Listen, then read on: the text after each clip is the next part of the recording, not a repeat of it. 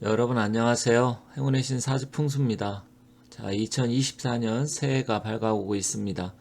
23년 한 해 동안 굉장히 경제도 안 좋고 여러 가지로 어려운 점이 많았었는데 제 영상을 한 해 동안 많이 시청해 주시고 격려도 해 주시고 또 구독도 해 주셔서 너무나 감사드리고 또 제가 뭐 일일이 댓글에 대해서 이렇게 다 답변을 드릴 수가 없는 상황이었기 때문에 또 못 읽어본 것도 많습니다만 항상 제 영상을 지지해 주신 분들한테 너무나 감사드립니다. 남은 며칠 남지 않았지만 한 해 마무리 잘 하시고요. 또 24년에는 갑진년인데 희망과 행복으로 가득하시고 우리 구독자 여러분들이나 또 제 영상을 시청하시는 분들 복 많이 많이 받으시기 바라겠습니다. 오늘은 제가 며칠 전에 이제 갑진년의 공망살에 대해서 말씀을 드렸어요. 그래서 갑진년이 공망년에 해당되는 분들의 어떤 일들이 좀 펼쳐질 것인가 제가 이제 칠판을 판서를 하면서 제가 영상을 올려놨는데 이번 시간에 좀 부연 설명을 하고 좀 깔끔하게 표로서 정리를 해서 다시 한번 공망의 의미하고 또 그 사주에 해당되는 분들이 24년에는 무엇을 그래도 약간 좀 주의를 해야 되는지 그런 부분에 대해서 한번 말씀드릴 테니까 거기에 해당되시는 분들은 잘 관심 있게 봐주시면 좋겠습니다. 자, 그럼 시작하도록 하겠습니다. 본격적으로 말씀드리기 전에 일단 뭐 12개의 띠에 대해서 한번 말씀드리겠습니다. 혹시 뭐 띠에 대해서 모르시는 분은 거의 없으리라 생각하지만 그래도 한번 알고 계신다 하더라도 여기 한번 보시면 좋겠습니다. 띠에는 12개의 띠가 있습니다.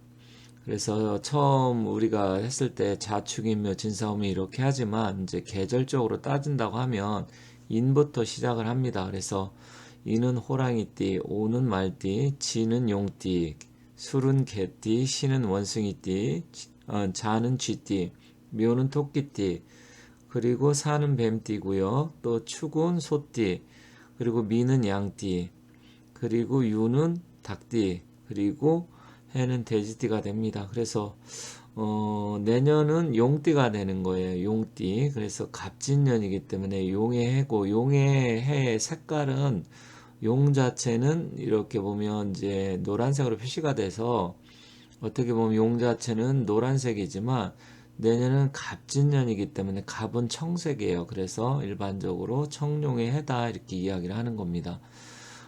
그래서 오늘은 제가 이제 각 띠별로 봤을 때 내년에 갑진년에 그 공망살이 작용하는 사람들이 있는데 그 공망살이 작용을 했을 때는 무엇을 좀 주의하고 또 어떤 일이 벌어지는지 그런 부분에 말씀드릴 건데 일단 거기에 해당되시는 분들은 무조건 100% 그런 일이 일어난다 이런 이야기는 아니에요. 전체적인 사주에 구성과 기운을 살펴봐야 좀 더 정확히 알 수 있지만 그래도 큰 틀에서는 좀 조심해야 될 부분이 있을 것 같아서 정리해서 말씀드리니까 잘 보시면 좋겠습니다.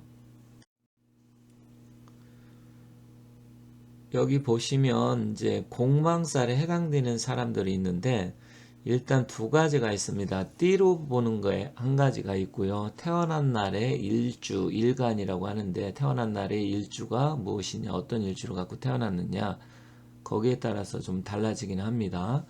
자, 여기 보시면 1954년이 갑오생이고 55 을미생, 병신년은 56년생, 정유생은 57년생, 무술생, 무술년 58년 개띠라고 하는 무술생이 있고요. 또 기해생 59년, 경자생 60년, 신축 60일, 이민 62, 그리고 개미 63. 올해 2023년이 개미생이었습니다. 그러다 보니까 개미생들은 이제 환갑이 됐던 거죠. 이거는 이제 우리가 태어난 연도 띠로 보는 거고요. 이 띠는 사실 공망의 비중이 그렇게 높지 않습니다. 어떤 분들은 이제 공망의 그 기준을 봤을 때 띠로도 많이 보시는데 띠보다는 이 태어난 날이 더 중요해요. 그래서 일주라고 해놨죠. 그래서 태어난 날이 갑오일날, 을미일날, 병신일날, 정유일날, 무술일, 그리고 기해일, 경자일, 신축일, 이민일, 계묘일에 태어나신 분. 그러니까 연도보다는 사실 제가 연도는 여기 적어놨지만 연도보다는 사실은 태어난 날이 더 중요하다. 그리고 오른쪽 보시면 갑진이라고 했는데 이 진이 바로 이제 공망이 되는 거예요. 그러면 갑오 을미일에 태어난 사람 다르고 병신 정유일 날 태어난 사람 다르고요. 그리고 무술 기해일 날 태어나신 분이 이 진이 의미가 다 다릅니다. 역시 경자 신축 이민 계묘 각각 다르겠죠. 그렇다고 하면 이제 갑오년생이나 을미생 아니면 갑오일이나 을미일에 태어나신 분의 공망의 기운이 내년에 어떻게 작용할 건가. 원래 공망이란 말은 이제 보시는 분마다 조금 비중을 달리 하시는 분들이 있어요. 어떤 분은 굉장히 중요하게 생각하고 있고요. 어떤 분은 별거 아닌 것처럼 크게 이렇게 신경 안 쓰시는 분도 있고 그렇습니다. 하지만 이제 유김 전법에서는 굉장히 중요하지만 사주에서도 나름대로 공망이 또 의미가 있기 때문에 그래요. 그리고 사주에 이 공망을 갖고 있는 분들은 그게 비어 있다, 망한다 이런 의미인데 그러면 굉장히 안 좋은 건가 이렇게 생각할 수 있는데 나쁜 기운이 공망이 된 건 좋아요. 그렇지만 좋은 게 공망이 되면 그땐 또 안 좋습니다. 왜냐면 비어 있다는 거 없어졌다는 것은 나한테 좋은 기운이 없어지면 나쁘겠죠. 하지만 나를 힘들고 어렵게 하는 나쁜 기운이 공망이 되면 반대로 좋은 작용을 하기 때문에 이것은 잘 살펴봐야 됩니다. 일단 갑오 을미일에 태어나신 분들은 일단 갑진년의 진의 의미가 재물입니다. 그래서 재물의 움직임이 많아지는데 다만 이제 공망이 되다 보니까 갑오 을미일에 태어나신 분들은 투자나 거래 매매에 좀 신중할 필요가 있어요.